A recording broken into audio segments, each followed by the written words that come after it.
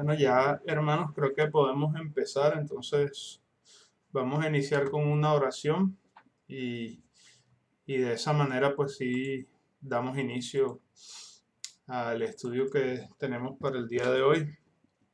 Vamos a pedirle al Señor que nos dirija y que nos permita entender su palabra y poderla aplicar para que sea la gloria y la honra para Él.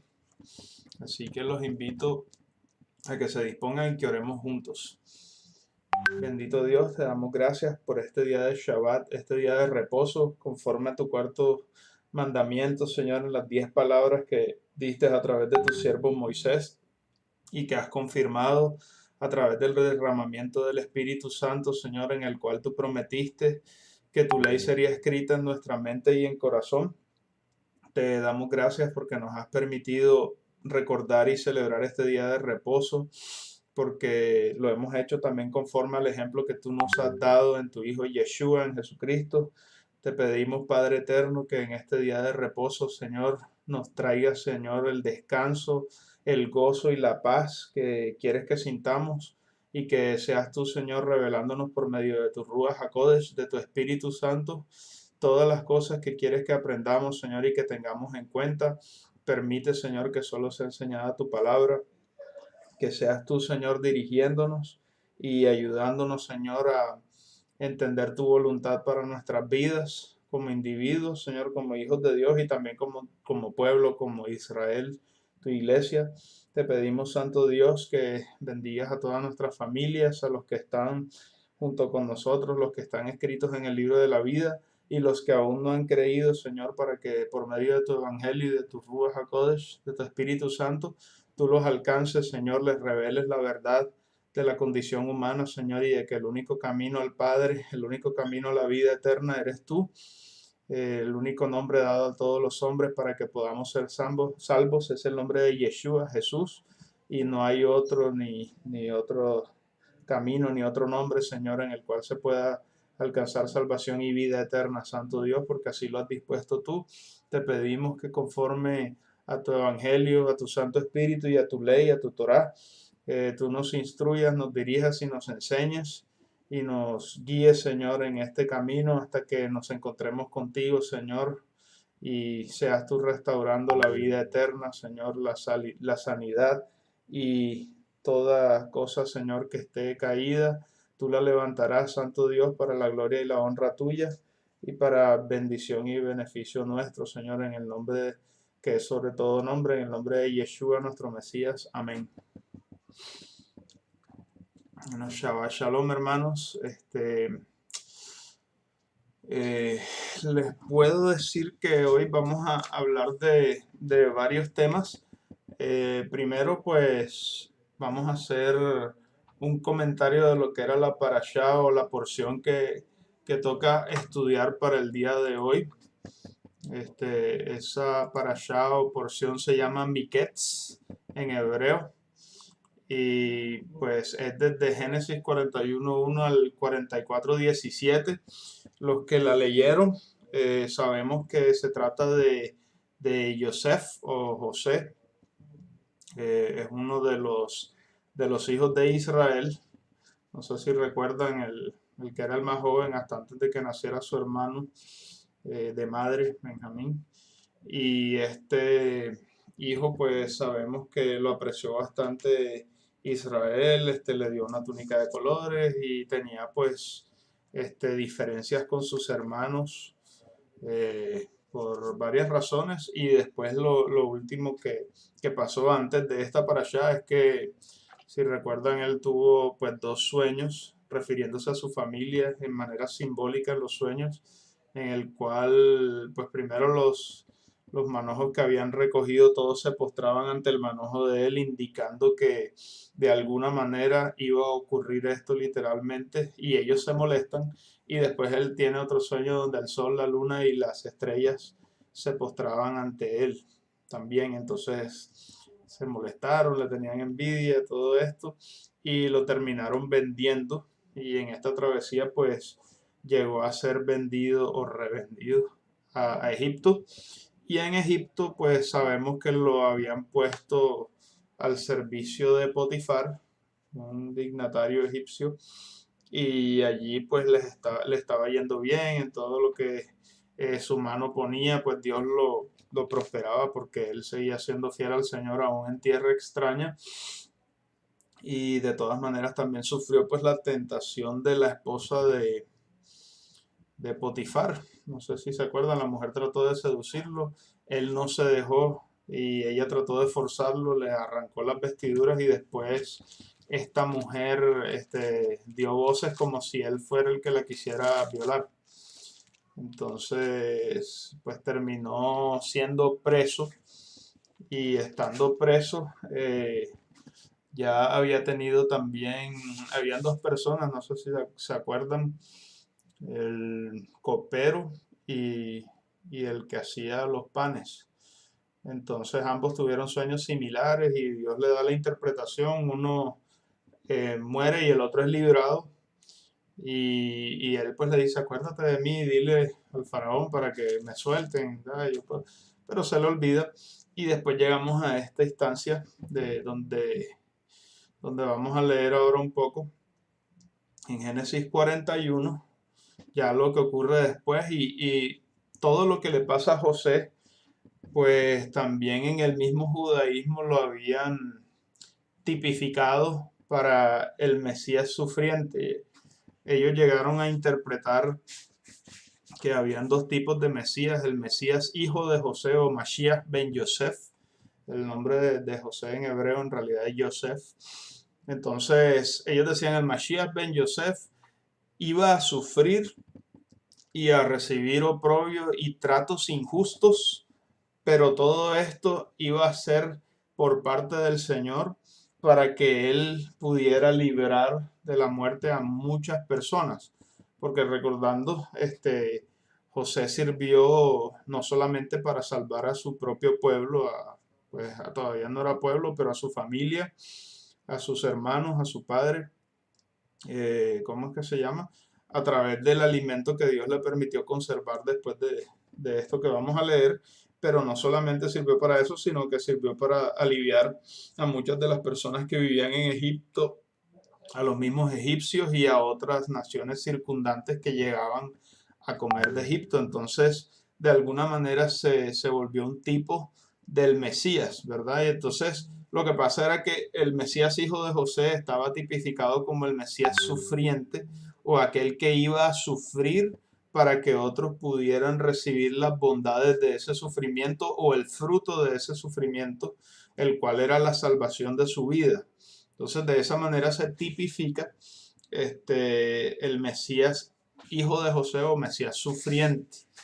Después, en otro análisis ya del libro de Daniel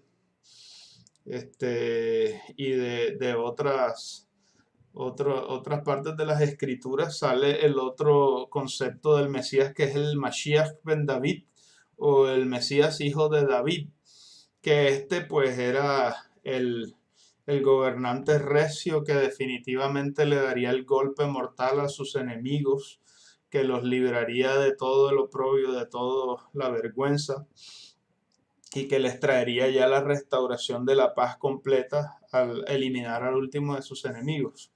Y ese Mesías, hijo de David, venía en las nubes del cielo, y el hijo de José, Mashiach ben Yosef, venía en un burrito humilde. La cuestión es que, pues, en esas interpretaciones surgió otra interpretación que era de repente que, bueno, son dos Mesías, pero solo vamos a recibir uno, dependiendo de cómo esté Israel en ese tiempo. Entonces vamos a recibir, si Israel se está portando mal, va a recibir el Mesías que viene en burrito. Pero si Israel se está portando bien, entonces va a recibir el Mesías que viene en las nubes del cielo. Pero había otra interpretación que es la bíblica, o pues la que nos revela Dios a través de la escritura y del nuevo pacto del Brit Hadashah, pacto renovado, y esta es que era un mismo Mesías. El impedimento para entender que era un mismo Mesías era que este Mesías, hijo de José, moriría, porque hay un versículo atrás donde refiriéndose a Yosef, a José, cuando fue encarcelado, decían que le habían puesto los hierros en la garganta, ¿verdad? O sea, eran los grilletes esos que le ponen en el cuello. Y literalmente, si se lee en hebreo literal sin hacer la interpretación, también se llega a un sod, vamos a decirlo así, o a una revelación que Dios daría después, que era el hierro traspasaría mi alma. Y alma en hebreo es cuerpo, o sea, todo el ser unido, ¿verdad?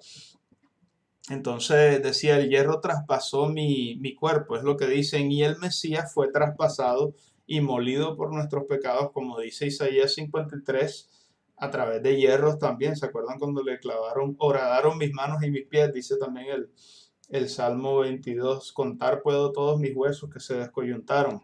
Entonces el Mesías sufriente fue traspasado por los hierros y de último, recuerden que le pusieron la lanza en el costado para verificar que sí había muerto.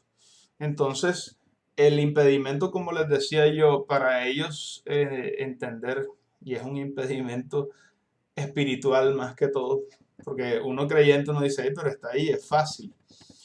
¿Cómo se resuelve que sea un mismo Mesías y a pesar de que muera, aparezca reinando después? Y ustedes me dirán, obvio la resurrección, y por lo que dice Pablo cuando estaba siendo juzgado en el libro de Hechos, era natural y normal en Israel. La fe de Israel, ¿cuál era? La resurrección de los muertos, ¿verdad? Y es un evento esperado, por lo menos en los tiempos del Mesías y del segundo templo y para atrás, era lógico para todos los israelitas creer en la resurrección. Y la resurrección, como estaba explicada en las escrituras, no era un evento aislado. Si bien antes habían ocurrido diferentes resurrecciones en el tiempo, como por ejemplo la de Lázaro, hay otro ejemplo cuando el mismo Dios resucita a varias personas al momento del Mesías morir, que eso está relatado en uno de los evangelios. Este, También hay resurrecciones realizadas por profetas antes en las escrituras, pero aisladas, como les digo. Y la resurrección de los muertos o de entre los muertos, como dicen las escrituras en el Brit Hadashah, en el pacto renovado, nos hablan es de una entrada a la eternidad a través de una resurrección especial y única, ¿verdad? Entonces, esa es la resurrección a la cual estaban todos atenidos conforme a las promesas del Señor, ¿verdad? Entonces, si ya se tenía esa promesa, la manera de conciliar en esta interpretación de que el Mesías hijo de José y el Mesías hijo de David eran el mismo, ¿cuál era? Pues la resurrección. Si bien el Mesías hijo de José tendría que morir para que con su muerte cobijara y bendijera a muchos, entonces de esta manera, ¿cómo podría reinar entonces si ya dio su vida? Pues fácil, tendría que resucitar y después de resucitar, entonces sí cumplir su otro rol, el rol de rey, el que viene a juzgar. Por eso es que cuando el Mesías va entrando en Jerusalén dispuesto a ofrecer su vida por nosotros, que eso es lo que él les dice a los discípulos de antemano, vamos a ir a Jerusalén y las autoridades judías del templo y todo esto me van a azotar, me van a crucificar y me van a matar, pero al tercer día resucitaré. Él estaba contemplando todo lo que del Mesías estaba escrito, o sea que la manera en la que el Mesías estaba interpretando se puede decir que era única en ese momento porque todos los demás estaban confundidos. Incluso se puede decir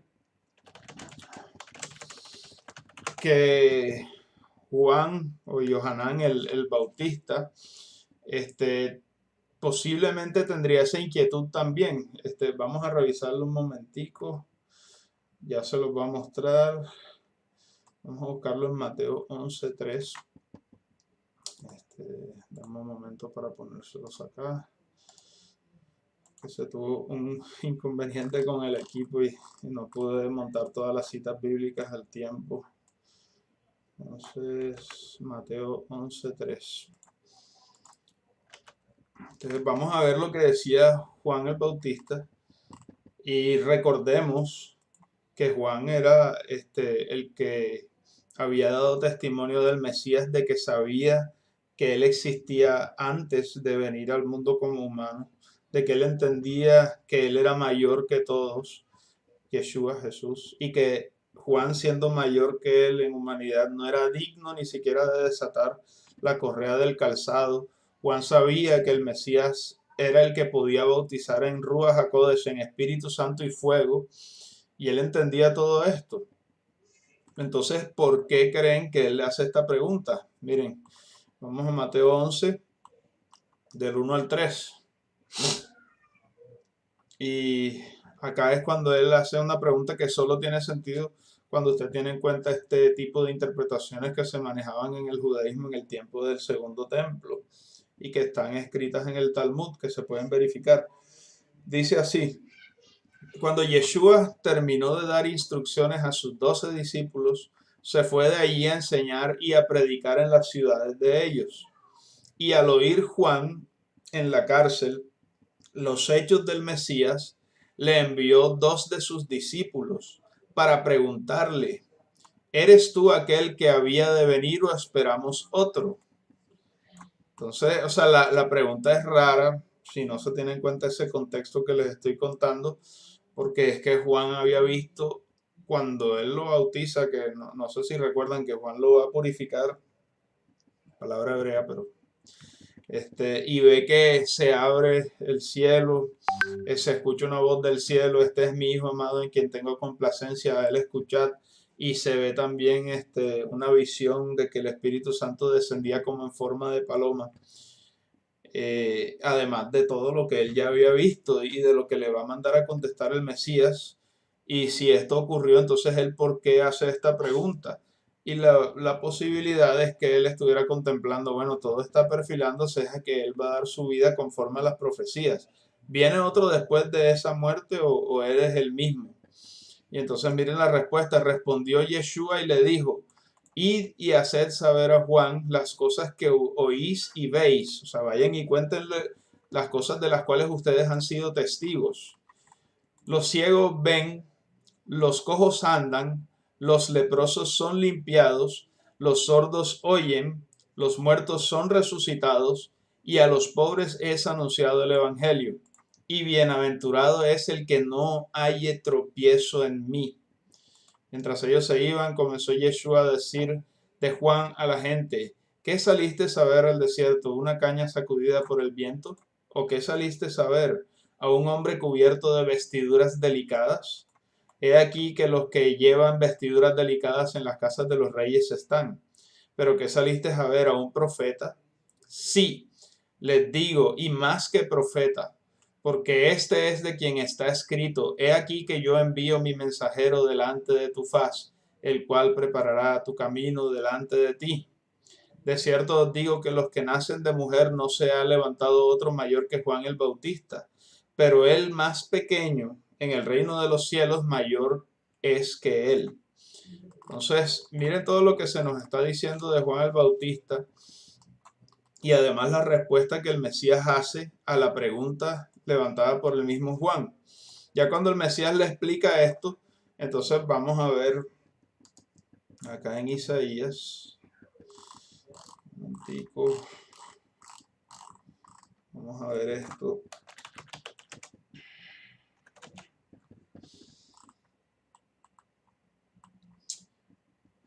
Porque esta profecía habla de lo que el Mesías vendría a hacer, ¿verdad? En pro de Israel, en pro del mundo también, y de la salvación que estaba prometida desde Génesis, ¿verdad? Entonces vamos a leer acá primero Isaías 11 y ya vamos a buscar otro verso. Pero miren la promesa, porque, o sea, con lo que le contesta el Mesías, están hablando de algo especial que vamos a ver aquí en Isaías 11:1. Esta es una de las tantas profecías respecto del Mesías, ¿verdad? Saldrá una vara del tronco de Isaí y un vástago retoñará de sus raíces. Reposará sobre él el espíritu del Señor, espíritu de sabiduría y de inteligencia, espíritu de consejo y de poder, espíritu de conocimiento y de temor del Señor, y le hará entender diligente en el temor del Señor.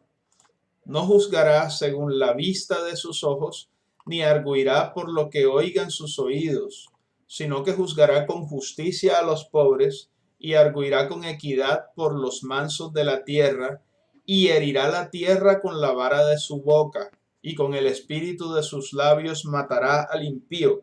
Aquí nos está mostrando dos roles del mismo Mesías. Uno que es para traer sanidad, para traer justicia, para traer alivio a los quebrantados, a los que están dolidos, a los que están en necesidad, pero de la misma manera también nos habla de que esa misma persona es la que aplicaría el castigo, es la que aplicaría pues la pena capital, vamos a decirlo así, contra el impío y contra todos los que hacen mal.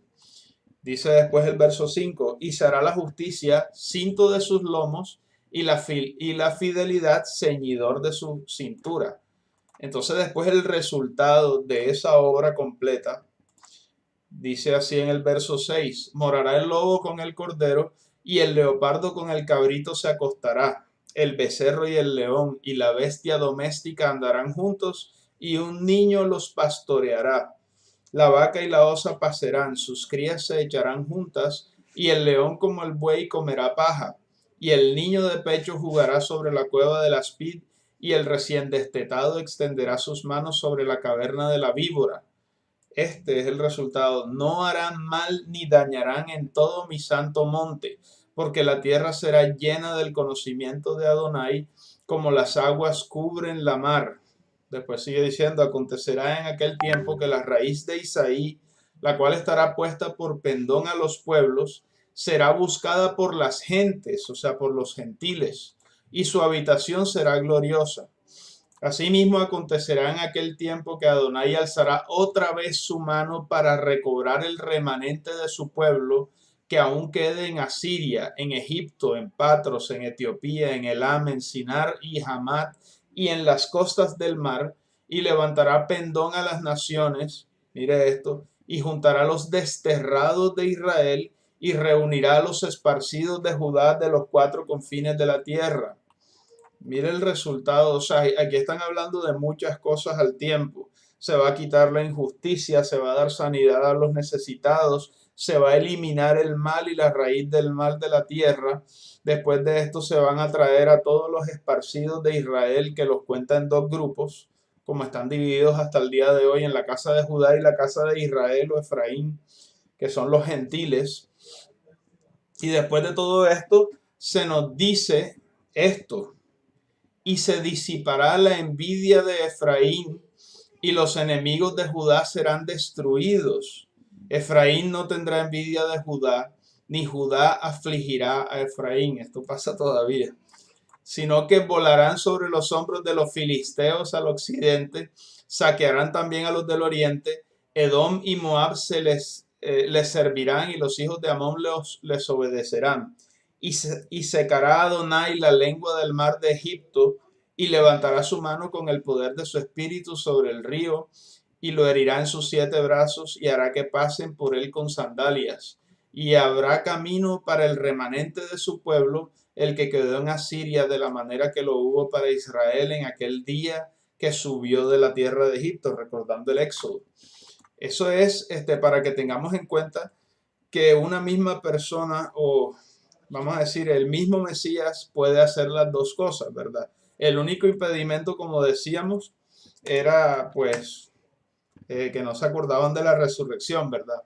Pero si ponemos la resurrección en la mitad de esos dos roles, entonces sí se puede admitir que es una misma persona, y eso es lo que propone el nuevo pacto. De hecho, el Mesías, cuando estaba entrando a Jerusalén, no sé si se acuerdan, le hacían así con los ramos, porque era la fiesta, y decían, Hosana, Hosana, bendito es el que viene en el nombre del Señor. Y también le decían, bendito es el hijo de David.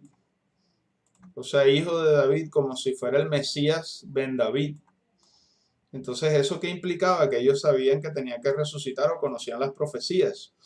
Y eso es lo que le dice también al crucificado cuando le dice, acuérdate de mí cuando vuelvas en tu reino. O sea, esa declaración implica un conocimiento de estos roles del mismo Mesías. Entonces, esta persona cuando está haciendo esa declaración y está a puertas de ser ejecutado junto al Mesías, y de que él diga, acuérdate de mí cuando vuelvas en tu reino, significa yo he creído que tú eres el hijo el Mesías, hijo de David, e hijo de José, que eres el mismo, que a pesar de que vayas a morir ahora mismo, yo sé que conforme a las profecías vas a resucitar al tercer día. Cuando resucites, acuérdate de mí para meterme en tu reino. Y entonces el Mesías le responde, de cierto te digo hoy que estarás conmigo en el paraíso. ¿Cuándo estaremos? ¿Cuándo se va a cumplir esa promesa? No es cuando cada uno muera, porque ya estábamos diciendo que es un evento simultáneo. ¿Será como un abrir y cerrar de ojos? Sí, para nosotros sí, pero para el Mesías está en un día determinado, así como también estuvo en un día determinado su muerte. No sé si se acuerdan que varias veces querían matarlo, pero decía, todavía no ha llegado el tiempo de mi muerte, porque es que el tiempo, el día y la hora estaban definidos cuando él debía morir. ¿Cuándo debía morir? En Pascua. ¿Cuándo era el sacrificio de Pascua? Entre las 2 tardes, el día 14 de Nisan, a esa misma hora y en ese mismo momento fue que él dijo, consumado es, y exhaló el espíritu, porque a él le fue dado ese mandamiento de que él tenía potestad sobre su vida de ponerla y volverla a quitar, y él puso su vida en expiación por el pecado de todos nosotros, y ahí vemos uno de los resultados, que ahorita vamos a leer Isaías 53, vamos al 61, que esta es la parte que el Mesías lee en una parashá como un día, como hoy, en un Shabbat, tocaba leer esta porción de las Escrituras y precisamente le tocó a él. Por eso es que dice, fue un día de reposo a la sinagoga conforme a su costumbre, o sea, hubiese ido hoy también si hubiéramos estado en ese tiempo, y se le dio el rollo del profeta Isaías y se levantó a leer esto, que vamos a leer ahora, Isaías 61. Y dice así, el Espíritu del Señor está sobre mí, similar al que leímos ahorita en Isaías 11, porque me ungió Adonai, o sea, ese ungir, por eso que le decíamos Jesús el Cristo o Jesús el Mesías o Yeshua HaMashiach. Eso viene de esta palabra, Mashiach, Mashuach, que significa ungido. Entonces, cuando le decimos Jesús el Cristo o Jesucristo o Yeshua el Mesías o Jesús el Mesías, estamos diciendo es Jesús el ungido o Yeshua el ungido, ¿verdad? ¿Y qué es el ungido? ¿Cómo así el ungido? Pues cuando estábamos en estos tiempos en Israel que se ungía a alguien, era porque Dios primeramente, porque esto lo hacían los profetas, cuando Dios le decía, vaya, únjame Samuel a esta persona porque yo la he designado para que desempeñe esta tarea. Entonces el profeta iba y para mostrar simbólicamente lo que ya había ocurrido en el corazón de la persona o en la mente, cuando Dios derramaba su espíritu y lo cubría a la persona y le daba facultades especiales para que cumpliera con dicha labor, eso pasaba con los profetas mismos, pasaba con los sacerdotes, pasaba con los reyes. Y de esta manera, pues el Mesías ya estaba designado para ser ungido, para hacer esta labor de salvarnos a todos nosotros, ¿verdad?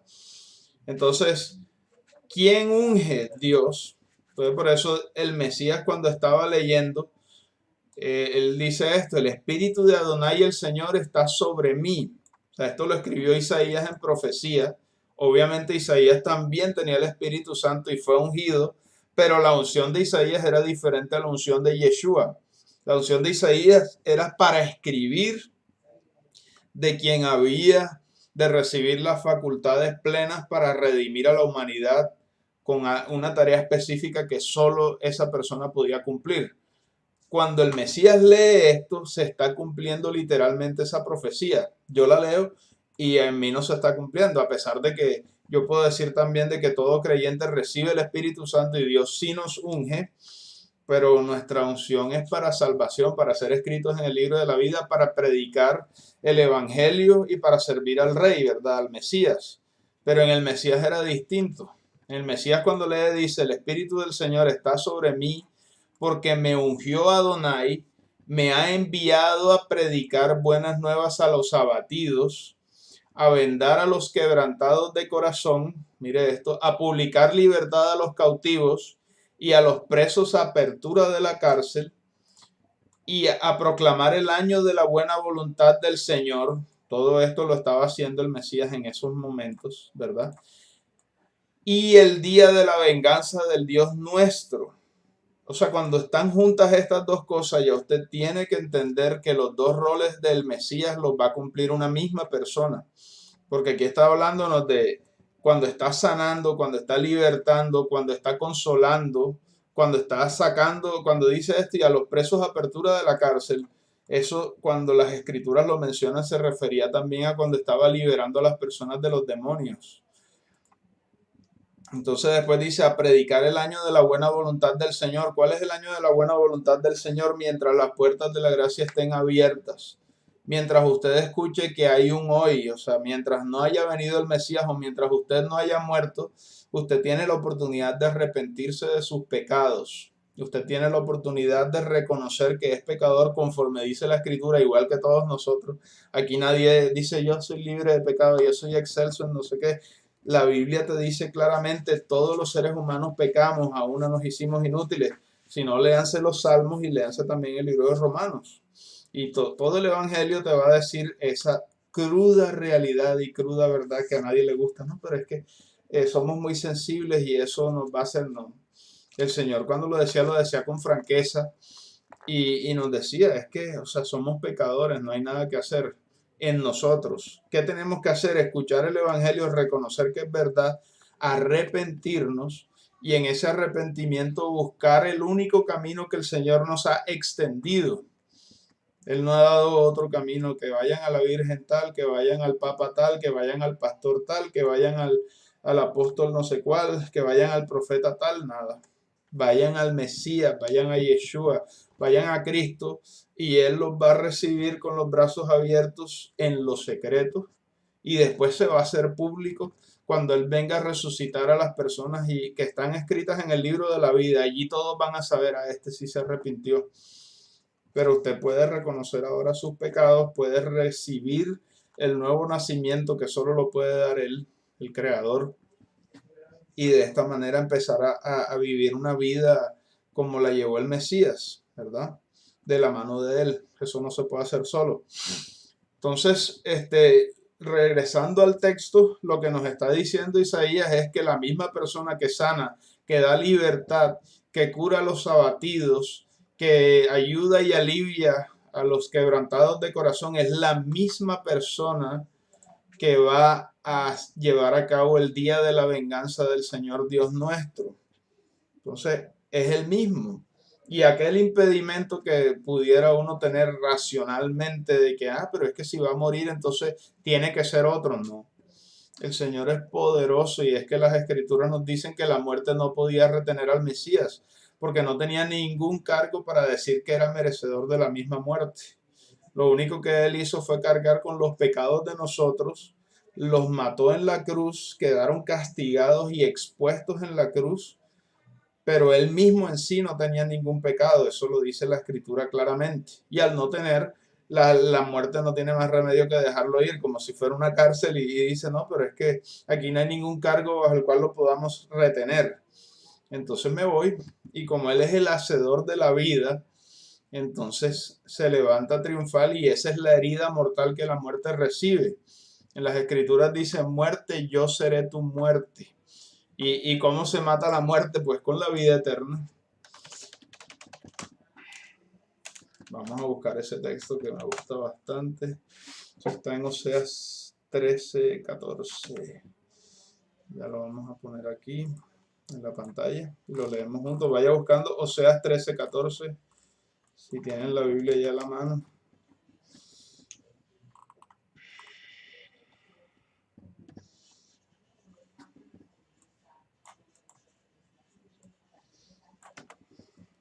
Vamos a dar tiempo para que lo busquen. Y vamos a ver si ponemos otro texto acá mientras tanto.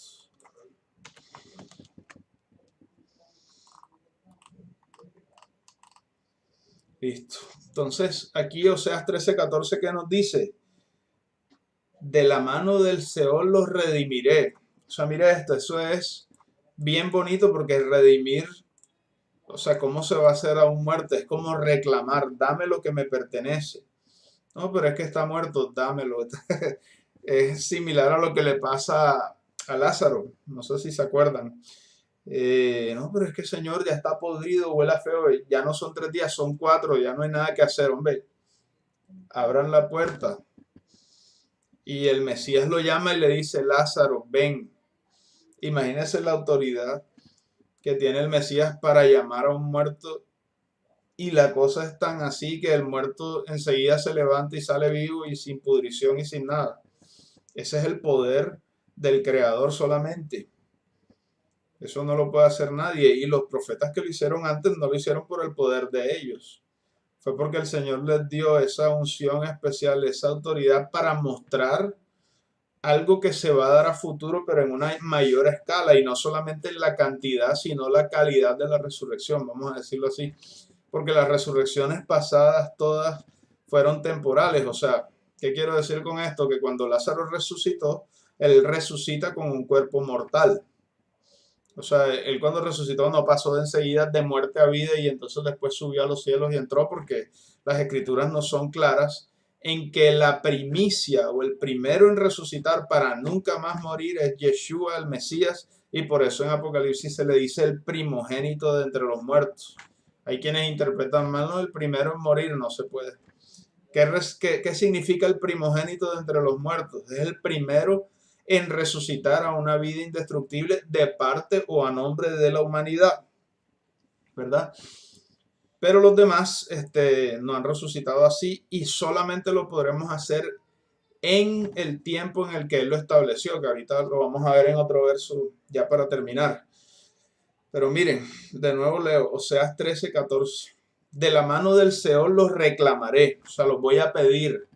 Dice, los libraré de la muerte. O sea, que estando muertos, Él nos va a librar de la muerte. ¿Cómo se libra de la muerte? Con resurrección. La única forma.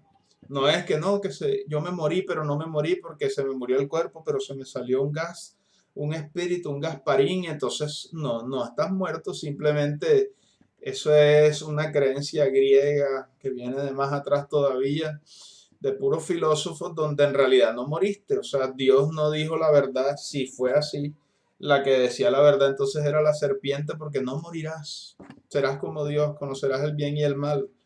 Y no te moriste entonces. Pero si es muerte, es un cese de existir, o sea, se acabó. Tu cuerpo se destruye, el aliento de vida regresa a Dios, pero tú como ser te acabaste. Nada más quedaste en los recuerdos de Dios, que es el único que no olvida, el que tiene los registros, el que tiene el libro de la vida. Que por eso era que le decía a los apóstoles, bueno, chévere, que estaban contentos de que los espíritus se nos sujetan, echamos uno por acá y otro por allá y el Mesías, bueno, bien, chévere. Pero, o sea, más que eso, gócense de que sus nombres están escritos en el libro de la vida. Eso es algo poderoso, que a veces las personas pasan por alto y se la pasan es como pensando en pajaritos en el aire y en cosas terrenales, como si fueran, o sea, se comportan prácticamente como Esaú en vez de como Jacob, ¿verdad? Porque Esaú era el que estaba pendiente de las minucias de acá, o sea, de las añadiduras. En cambio, Jacob quería las verdades espirituales, las promesas eternas, el privilegio de llevar el evangelio, el privilegio de llevar la palabra del Padre, el privilegio de decir soy el primogénito y esto significa que tengo una responsabilidad ante mi Padre de llevar su nombre, de predicar la verdad, de no ensuciarme con las cosas del mundo, de no dejarme llevar por lo que diga el mundo ni sus distracciones, sino de seguir la palabra del Señor. Eso es lo que Dios quiere para nosotros, ¿verdad? Y después de todo eso, al final poder decir que le servimos al Señor con gozo y alegría y de que ya estamos listos para que nos recoja, para que venga Él, que nos halle haciendo su voluntad. Y ya cuando venga, si es que estamos muertos o estamos vivos, que se cumpla esa palabra que estamos leyendo en Oseas.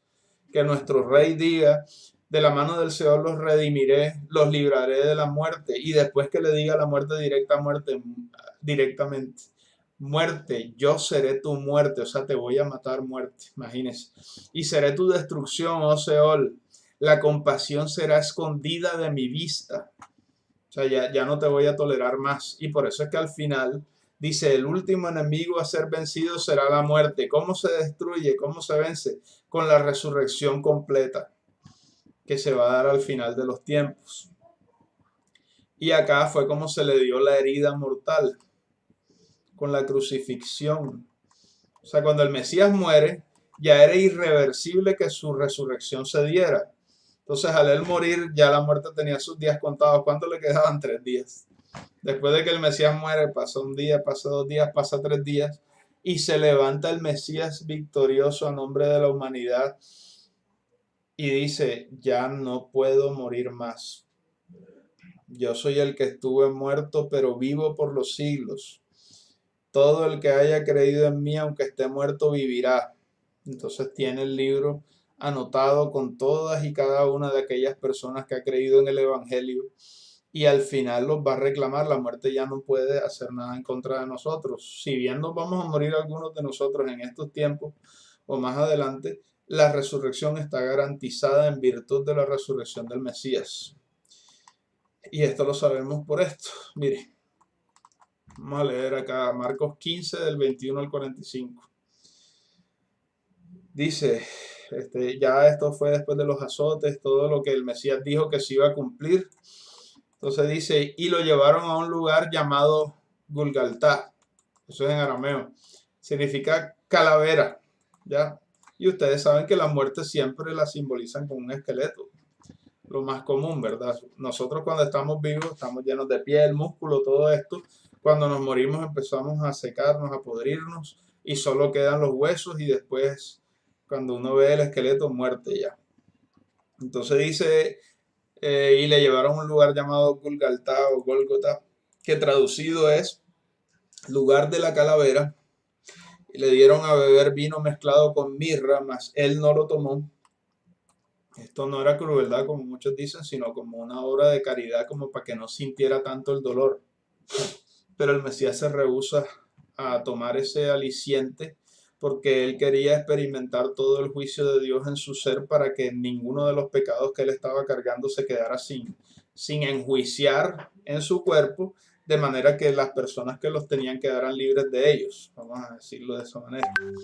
Entonces dice, cuando le hubieron crucificado, repartieron entre sí sus vestidos, echando suerte sobre ellos para ver qué se llevaría cada uno. Eso está profetizado en Salmo 22. Era la hora tercera cuando le crucificaron. El título escrito de su causa era El Rey de los Judíos, el famoso INRI, Yehoshua HaMashiach Umelech HaYehudim, o Jesús el Mesías y Rey de los Judíos. Lo crucificaron también con él a 2 ladrones, uno a su derecha y el otro a su izquierda, y se cumplió la escritura que dice, fue contado con los inicuos, y los que pasaban le injuriaban meneando la cabeza y diciendo, tú que derribas el templo de Dios y en 3 días lo reedificas, sálvate a ti mismo y desciende de la cruz.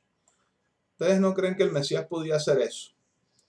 Si no sé si se acuerdan cuando él le dijo a Pedro, guarda la espada, que si yo quisiera, una legión de ángeles y esto se acaba. O sea, ¿cuántos ángeles destruyeron Sodoma y Gomorra? 2. Y entonces Pedro ahí, como no sé, de pronto desenfocado, viendo nada más la parte humana del Mesías. Pero el Mesías sabía quién era. O sea, los demonios se le arrodillaban y le decían, Señor, todavía no ha venido el tiempo de mi tormento, déjanos ir a los cerdos de allí. O sea, para que nos atormente, imagínense, o sea, cuando en las escrituras, en el libro de Judas, no el traidor, nos decía que el arcángel Miguel disputaba el cuerpo de Moisés con Satanás y no se le ocurrió proferir juicio de maldición contra él, sino que lo único que le dijo es, el Señor te reprenda, Satanás. O sea, él dice, por muchas ganas que yo tengo, Satanás, o sea, yo no te voy a decir nada, sino que voy a respetar a mi Padre, que Él te dé el castigo. Y cuando el Mesías está caminando y viene el endemoniado Gadareno, se le postraron, o sea, se le postró a los pies del Gadareno endemoniado y los demonios empezaron a decir que tienes con nosotros, Hijo del Altísimo, que todavía no ha llegado el tiempo para que nos atormentes. O sea, que él sí tenía el derecho y lo va a ejercer al final de atormentar a los demonios, imagínense, y de darles su justo castigo. Entonces ellos le piden permiso arrodillados y le dicen, déjanos ir a los cerdos, o sea, para que usted se ubique en perspectiva quién es Yeshua. No es cualquier humano ahí, ¿no? Que un superhumano. Uh -uh. Y los demonios entonces se van en su misión y se meten en un hato de cerdos y se tiran después. Para que vean ustedes. Entonces dice, aquí vamos a decir, crucificaron también con él a dos ladrones, uno a derecha, otro a su izquierda, y se cumplió la escritura que dice, y fue contado con los inicuos. Y los que pasaban le injuriaban meneando la cabeza y diciendo, tú que derribas el templo de Dios en 3 días y en 3 días lo reedificas, sálvate a ti mismo y desciende de la cruz. El Mesías cuando dijo que destruid este templo y en 3 días lo reedificaré, el Evangelio nos dice que estaba hablando de su propio cuerpo. Él es el verdadero templo. Él es en quien habita corporalmente toda la plenitud de la divinidad. O sea, en otras palabras, él lo que estaba diciendo es, yo soy el cuerpo de Dios. Pero no lo estaba diciendo directamente porque estaba vestido de humanidad y porque estaba ungido para darle la salvación a nosotros los humanos. Para que eso pudiera pasar, tenía que venir un humano perfecto. Y como no lo había, por testimonio de las escrituras, Dios tomó ese lugar. Después dice el 31, de esta manera también los principales sacerdotes, escarneciendo, se decían unos a otros con los escribas, a otros salvó y a sí mismo no se puede salvar. El Cristo, Rey de Israel, descienda ahora de la cruz para que veamos y creamos. También los que estaban crucificados con él le injuriaban. Cuando vino la hora sexta, hubo tinieblas sobre toda la tierra hasta la hora novena. Y a la hora novena Yeshua clamó a gran voz diciendo, Eloí, Eloí, lama sabactani, que traducido es, Dios mío, ¿por qué me has desamparado? Aquí sale otra cuestión, no, pero lo que pasa es que la Trinidad, que se separó Dios, que repudió, que no sé qué. Y lo que estaba diciendo era hablando o citando el Salmo 22, que comienza así. Por eso es que lo está diciendo en una lengua que es probablemente lengua hebrea y se le traduce después en lengua aramea a los demás que no sabían hebreo. Que lo más común era que los que conocían el hebreo eran los rabinos y los que estudiaban la Torá escrita. Aunque hay otros que proponen que es al revés, que lo habló en arameo y se tradujo al hebreo. Pero ya eso es estudio para otro día. El caso es que estaba citando el Salmo 22. Y en el Salmo 22 empieza así, Dios mío, ¿por qué me has desamparado? Vamos a buscarlo. Para que vean qué era lo que les estaba diciendo y a qué estaba apuntando. Mire cómo empieza. Igualito. Dios mío, ¿por qué me has desamparado? En esos tiempos no teníamos, ni ellos tampoco tenían Salmo 22 y entonces tenían versículo 1, versículo 2, versículo 3, eso fue posterior a esos tiempos. Entonces la manera en la que ellos citaban la parashá y la haftará y cómo comenzaban todas estas cosas era por las primeras frases de lo que iban a estudiar. Entonces, por ejemplo, el libro de Génesis se llama Bereshit en hebreo, que significa en el principio, porque así comienza. En el principio creó Dios los cielos y la tierra. Bereshit, bara Elohim, Hashamayim, Ve'et ha'aretz. Entonces, así era que comenzaban. Y cómo citaban, por ejemplo, el Salmo 22, no decía Salmo 22, sino que él decía, Eli, lama asabtani.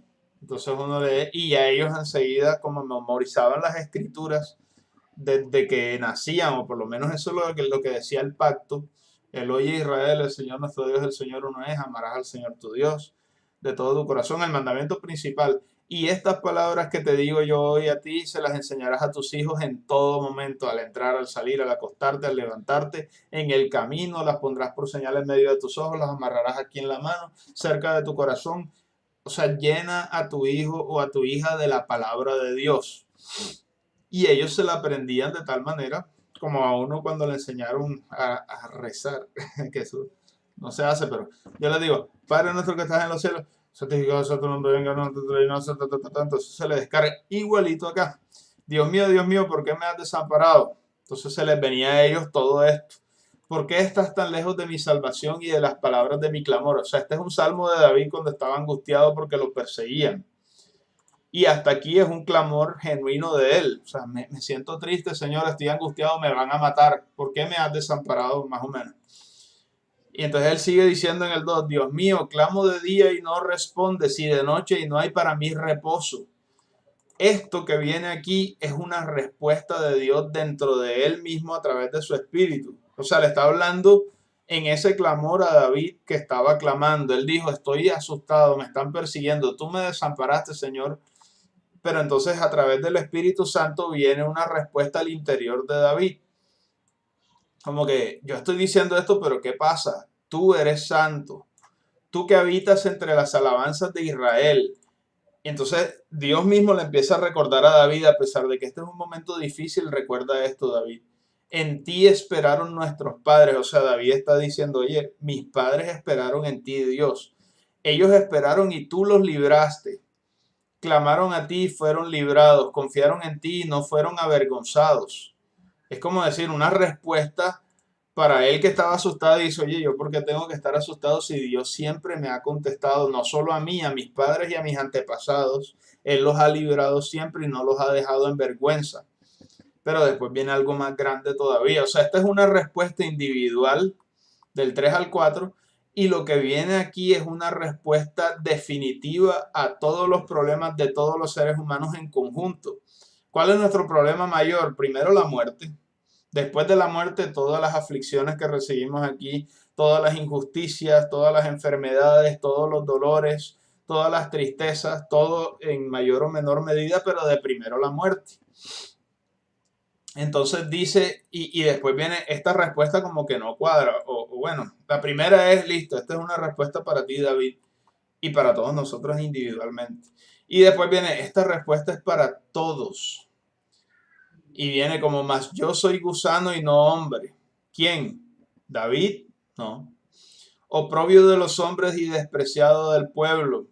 Todos los que me ven me escarnecen, estiran la boca y menean la cabeza diciendo, se encomendó al Señor, líbrele él y sálvele, puesto que en él se complacía. O sea, lo mismo que acabamos de leer que le estaban diciendo al Mesías 500 o 600 años en el futuro, teniendo como referencia esta escritura, este salmo, estaba profetizado ya 500 o 600 años antes de que él se hiciera humano. Dice el 9, pero tú eres el que me sacó del vientre, el que me hizo estar confiado desde que estaba en los pechos de mi madre. Sobre ti fui echado desde antes de nacer. Desde el vientre de mi madre tú eres mi Dios. No te alejes de mí porque la angustia está cerca, porque no hay quien ayude. O sea, aquí nos están hablando ahora de una persona que también está recibiendo angustias, pero que esta persona, vamos a ver qué pasa con ella y qué es lo que pasa con el fruto de su angustia. No te alejes de mí porque la angustia está cerca, porque no hay quien ayude. Me han rodeado muchos toros, fuertes toros de Basán me han cercado. Abrieron sobre mí su boca como león rapaz y rugiente. He sido derramado como aguas y todos mis huesos se descoyuntaron. O sea, cuando el Mesías estaba clavado en la cruz, la manera en la que él estaba puesto quedaba ya como guindado sin fuerzas porque también le habían pegado mucho, le habían arrancado carne con el flagelo y todo esto, lo habían torturado, entonces los huesos se le desacomodaban y quedaban los ligamentos a reventar y todo esto. Después dice, mi corazón fue como cera derritiéndose en medio de mis entrañas, como un tiesto se secó mi vigor cuando dijo que tenía sed y que le dieron el hiel con... Mi lengua se pegó a mi paladar y me has puesto en el polvo de la muerte. porque perros me han rodeado y me ha cercado una cuadrilla de malignos. Mire esto que no le pasó a David. Traspasaron mis manos y mis pies. Contar puedo todos mis huesos. Entre tanto ellos me miran y me observan. O sea, está contando la resurrección 600 años de la crucifixión, perdón, 600 años antes de que ocurriera. Y él está diciendo, yo estoy sufriendo para darles el perdón y la salvación, y ellos se burlan de mí y me miran en mi angustia. Después dice algo que es impresionante, repartieron entre sí mis vestidos y sobre mi ropa echaron suertes. O sea, el detalle de la profecía antes de que ocurriera y ya estaba tal cual detallado que iban a apostar las ropas que el Mesías traía, como si estuvieran jugando parqué, yo qué sé, en medio de una tortura horrible. Y esa tortura horrible que significaba el perdón de la humanidad y la vida eterna que Dios nos iba a traer por su gracia y por su amor.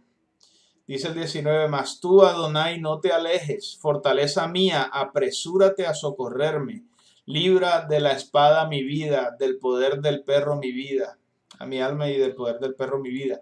Sálvame de la boca del león y líbrame de los cuernos de los búfalos.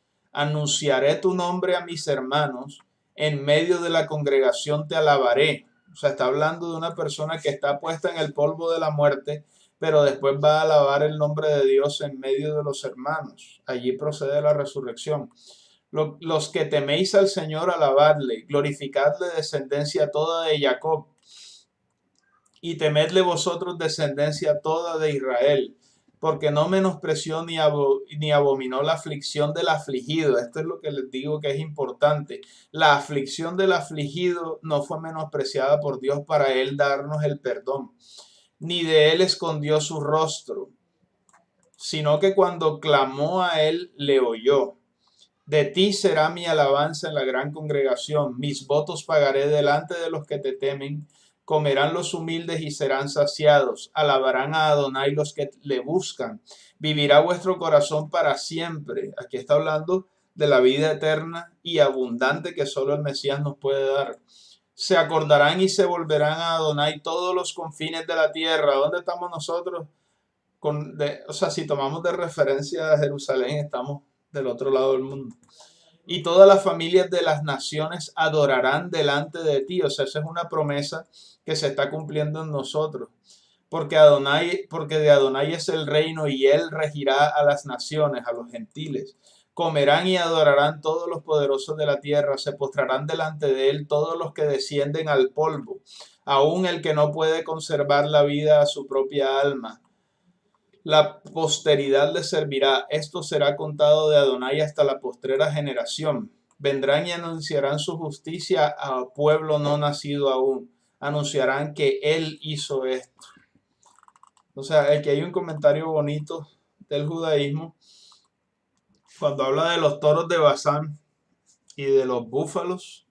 Esa era la manera en la que en esta parashá y en la siguiente eh, el judaísmo hace como un comentario que Judá, cuando va a interceder por los hermanos delante de José, era como si el león iba a pelear con el toro, ya porque, o sea, en los escudos de las tribus, a José a veces lo representan como toros o como un toro.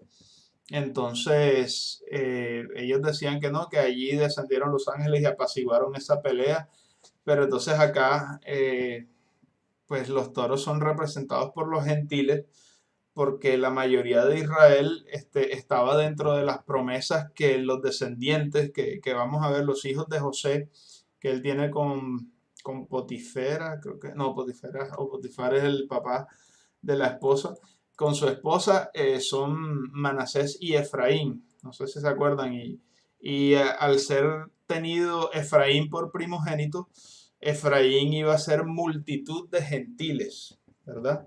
Y entonces Dios utiliza a la casa del norte para que abarque a todos los gentiles y los meta dentro de la promesa de la redención.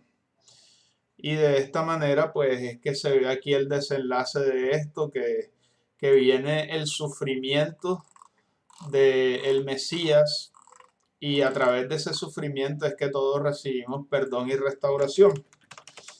Entonces ya para terminar vamos a mirar Isaías 53, que es el que nos habla de todo esto. Vamos a leerlo desde antecito, desde el 52, 52:13, que es de donde empieza este relato. Entonces Isaías 52:13 dice así: He aquí que mi siervo será prosperado, será engrandecido y exaltado, será puesto muy en alto. Cómo se asombraron de ti muchos, de tal manera fue desfigurado de los hombres su parecer, y su hermosura más que la de los hijos de los hombres. Esa desfiguración es a través de los golpes que le dieron y de las torturas que le dieron al Mesías. Después dice: así asombrará él a muchas naciones. Los reyes cerrarán ante él la boca, porque verán lo que nunca les fue contado y entenderán lo que jamás habían oído. ¿Quién ha creído a nuestro anuncio y sobre quién se ha manifestado el brazo del Señor? Subirá como un renuevo delante de él, como raíz de tierra seca. No hay parecer en él ni hermosura. Le veremos, mas sin atractivo para que le deseemos. Despreciado y desechado entre los hombres, varón de dolores y experimentado en quebrantos, y como que escondimos de él el rostro. Fue menospreciado y no lo estimamos. Ciertamente, mire, llevó él nuestras enfermedades y sufrió nuestros dolores, y nosotros le tuvimos por azotado y por herido y abatido de Dios. Mas él fue herido por nuestras rebeliones, molido por nuestros pecados. El castigo de nuestra paz fue sobre él, y por su llaga fuimos nosotros curados. Es la escritura la que nos hace ver que esa confusión natural es aclarada por lo que dice la Biblia. O sea, ella nos dice, si bien puede entenderse como que su crucifixión fue por causa de su maldad o porque hizo algo contra Dios, es la misma escritura la que nos dice: no se equivoquen, él fue herido por nuestras rebeliones y molido por nuestros pecados. El castigo de nuestra paz fue sobre él, y por su llaga todos nosotros fuimos curados. Nosotros nos descarriamos, o sea, no él, como ovejas. Cada cual se apartó por su camino, mas Adonai cargó en él el pecado de todos nosotros. Vuelve y nos dice. O sea, el pecado con el que él estaba cargando no era propio, sino nuestro. Angustiado él y afligido, o sea, su aflicción fue real, su dolor fue real, no abrió su boca. Como cordero fue llevado al matadero, y como oveja delante de sus trasquiladores, enmudeció y no abrió su boca. Por cárcel y por juicio fue quitado. ¿Y su generación quién la contará? Porque fue cortado de la tierra de los vivientes, o sea, lo mataron. Y por la rebelión de mi pueblo fue herido. Y se dispuso con los impíos su sepultura, mas con los ricos fue en su muerte, aunque nunca hizo maldad ni hubo engaño en su boca, o sea, nunca cometió pecado. Con todo esto, mire, a pesar de eso, Adonai quiso quebrantarlo, sujetándole a padecimiento, cuando haya puesto su vida en expiación por el pecado. O sea, este era el motivo de su unción, o el propósito de su unción, fue cual recibir el quebranto del Señor, poniendo su vida en expiación por el pecado en general. Verá linaje, vivirá por largos días, y la voluntad de Adonai será en su mano prosperada. Verá el fruto, de la aflicción de su alma. O sea, la aflicción que él recibió tiene un fruto y un resultado importante. Y tan importante es que dice que él quedará satisfecho. Por su conocimiento justificará mi siervo justo a muchos, y llevará las iniquidades de ellos. Es como si le quedara una marca. Por eso es que al final en Apocalipsis dice que le quedan unas marcas, no porque sea debilidad ni nada, sino por un testimonio de que Él fue el que pagó por nuestros pecados. Él es nuestro santo de Israel. Él es el que nos libró de nuestras propias culpas y de nuestro propio pecado. Entonces dice el 12, por tanto yo le daré parte con los grandes, y con los fuertes repartirá despojos. por cuanto derramó su vida hasta la muerte y fue contado con los pecadores, habiendo él llevado el pecado de muchos y orado por los transgresores. Todo esto estaba siendo escrito al menos 600, 700 años antes de que el Mesías viniera, para que viera usted cómo era de importante lo que Dios tenía preparado para nosotros, como para que usted y yo escuchemos, prestemos oído y actuemos conforme a esta palabra en arrepentimiento a Dios. No nos queda otra. O sea, o se arrepienten, hermanos, o si no, prepárense para lo que ya saben que viene, que es la ira de Dios, porque eso no se puede quitar tampoco. O sea, el Evangelio consta de dos partes: salvación, pero también condenación. Dios es amor, pero también es fuego consumidor. Usted no puede quitar las dos. Dios reina en el cielo y Dios es el que hace que el infierno exista para dar castigo a sus enemigos y para dar fin a todo aquello que se levante en contra del nombre de Dios. Entonces, hermanos, les pido que tengan esto en sus corazones presentes, que pues estén prestos a escuchar la palabra del Señor. Si han pecado, arrepentirse. Si no han creído todavía, pídanle al Señor que Él les va a hablar directamente a su corazón. Y Él es el único que puede hacer brillar su rostro sobre ustedes mismos y darles la vida eterna. Eso no lo podemos hacer ni los que enseñamos, ni los maestros, ni pastores, nadie. Solamente Dios, y eso es, según las escrituras, en lo íntimo. O sea, usted puede doblar rodillas y pedirle al Padre en el nombre de Yeshua que le abra la mente y el corazón y que usted entienda todas estas cosas y Él impartir vida en usted. Pero estas cosas solo se pueden hacer si usted verdaderamente ha escuchado el Evangelio, ha abierto sus ojos y su corazón y se arrepiente confesando que usted es pecador, que lo que dice la Biblia de usted y de mí es verdad, y que lo que dice la Biblia respecto al Mesías también es verdad, que Él es el único que nos puede dar el perdón, la vida eterna y la salvación, que no hay otro nombre, que no hay hombre alguno y que Él es Dios con nosotros, Emmanuel, conforme a las profecías. Entonces, vamos a orar y vamos a después cantar la bendición para ya despedirnos. Bendito Dios, te damos gracias por este día de Shabbat, Padre. Te damos gracias porque tú eres muy bueno con nosotros, Señor, porque tú derramas tu palabra y derramas tu conocimiento sobre nosotros los humanos, que nada somos, y nos permite, Señor, degustar las glorias y las bendiciones que has puesto sobre tu palabra, Santo Dios.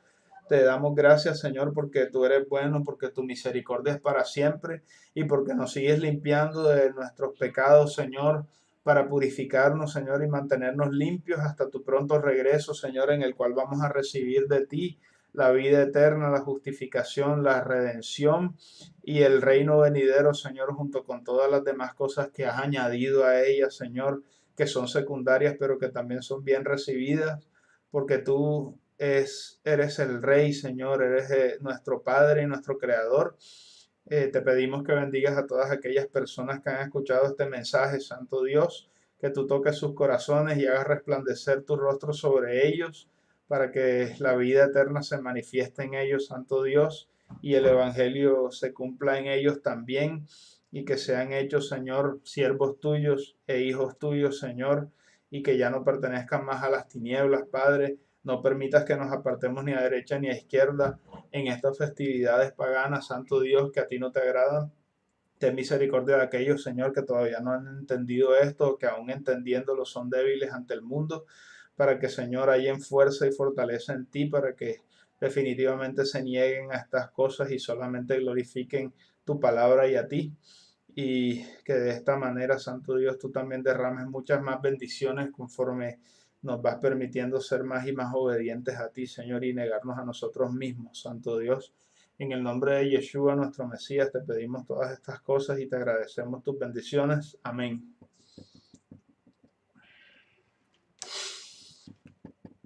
Bueno, hermanos, y ahora les voy a poner ahí en la pantalla la bendición que siempre cantamos al final como despedida. Es una bendición que nuestro mismo Dios nos dejó.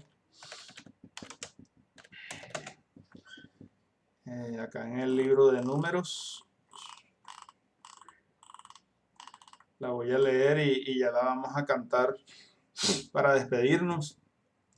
Este es Dios hablando a Moisés. Dice, Adonai habla a Moisés diciendo, habla a Aarón y a sus hijos y diles, así bendeciréis a los hijos de Israel diciéndoles, Adonai te bendiga y te guarde. Adonai haga resplandecer su rostro sobre ti y tenga de ti misericordia. Adonai alce sobre ti su rostro y ponga en ti paz. Y pondrán mi nombre sobre los hijos de Israel y yo los bendeciré.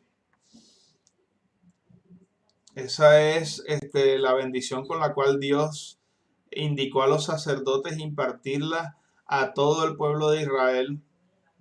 Hoy día las escrituras dicen que todos nosotros en el Brit Hadashah, en el pacto renovado, somos reyes y sacerdotes, y cualquier padre de familia creyente puede darla a su familia y Dios le va a respaldar para que bendiga a sus hijos e hijas, a su esposa y a todos los que conformen su familia, para que de esta manera continuemos esta bonita oración que fue Dios quien la impartió. Entonces, permítanme.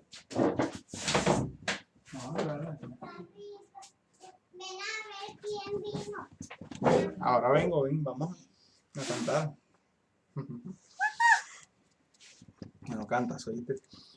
Que te bendiga Adonai y que te guarde también. Que Adonai te ilumine y ponga su gracia en ti.